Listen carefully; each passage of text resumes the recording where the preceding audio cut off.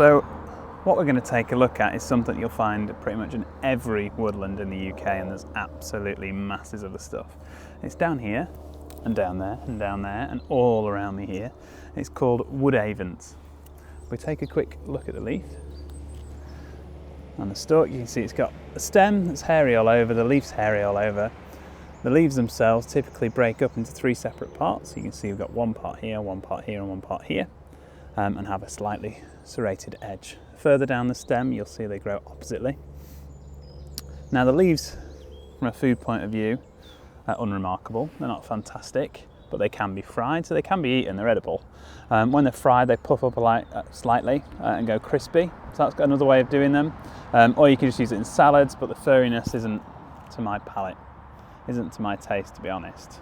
The best part of this, which we'll come on to in a little bit, is the roots. So once it's produced its leaves earlier in the year, it'll produce shoots off, and these are the old shoots from last year.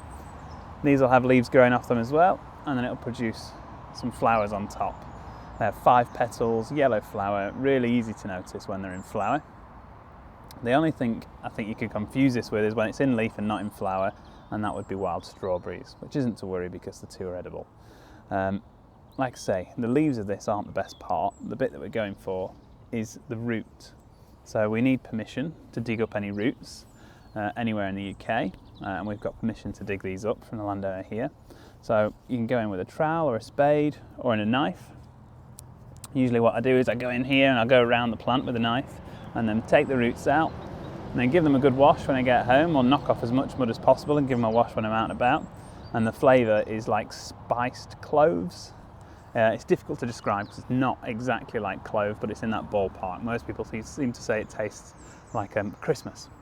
And then we come from a food point of view, we use this just like we would cloves or any of those winter spices. So we'd use it in things like apple crumbles. We'd put this into the crumble, we'd dice it up and chuck it in with the apples, or if we were stewing apples, that'd be really nice. If we were making something like mulled wine and wanted to make a wild version, we'd have things like hogweed seeds and then the roots of this. You can also make a really nice syrup from it. So you dice it up, wash it all down, boil it for 10 minutes and then strain it out and add about 50% sugar to it, and then you've got Wood Avens or Clove Root syrup. And you can use that for making, I've had a really nice apple pie cocktail that has clove root syrup in it, which is really nice. So we're going down more drinks and desserts side of stuff, or you can just munch it straight off, and it does give you that strong flavour of cloves. Like I say, prolific in this woodland. We could go through and dig a little patch here and a little patch over there.